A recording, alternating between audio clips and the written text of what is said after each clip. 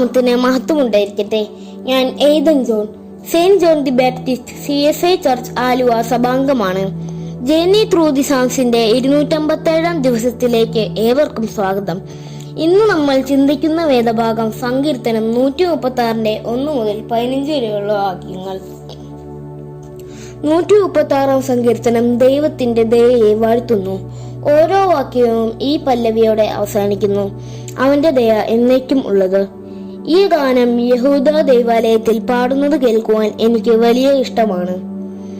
ഒരു വശത്തു നിന്ന് ഒരു പറ്റം പുരോഹിതന്മാർ പറയും, യഹോവയ്ക്ക് സ്തോത്രം ചെയ്യുവിൻ, അവൻ നല്ലവനല്ലോ. മറുഭാഗത്ത് നിൽക്കുന്ന പുരോഹിതന്മാർ പ്രതിഗാനമായി പാടും, അവന്റെ ദയ എന്നേക്കുമുള്ളത്. ദയയും കൃപയും ഒരുമിച്ച് പോകുന്നു. ദൈവം തന്റെ കൃപയാൽ ഞാൻ അർഹിക്കാത്ത പലതും എനിക്ക് തരുന്നു. എന്നാൽ അവന്റെ ദയ കാരണം ഞാൻ അർഹിക്കുന്നത് ഒന്നും എനിക്ക് തരുന്നില്ല. അവന്റെ ദയ എന്നേക്കുമുള്ളത്.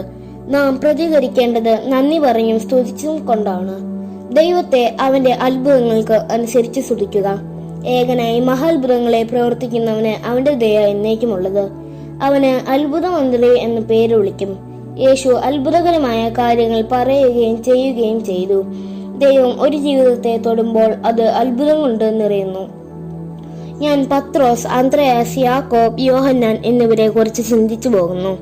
അവൻ യേശുവിനെ കണ്ടുമുട്ടിയില്ലായിരുന്നുവെങ്കിൽ സാധാരണ മീൻപിടുത്തക്കാർ മാത്രമായി അവസാനിച്ചേനെ. അവർ കനാനിൽ ഒരു കല്യാണത്തിന് പോയി.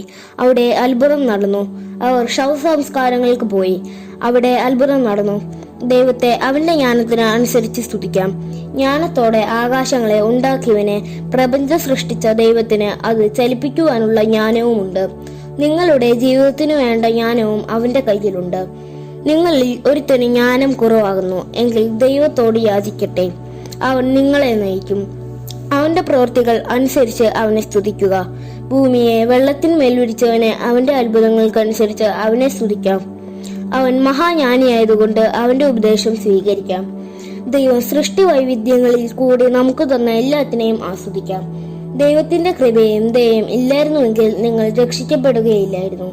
ദൈവികമായ ഈ സമ്മാനങ്ങളെ വിലയില്ലാത്തതായി കണക്കാക്കരുത്. അവൻ നിങ്ങളുടെ ജീവിതത്തിൽ ചെയ്ത കാര്യങ്ങൾക്കായി അവനെ സ്തുതിപ്പാനും നന്ദി പറയുവാനും സമയം ചെലവിടാറുണ്ടോ?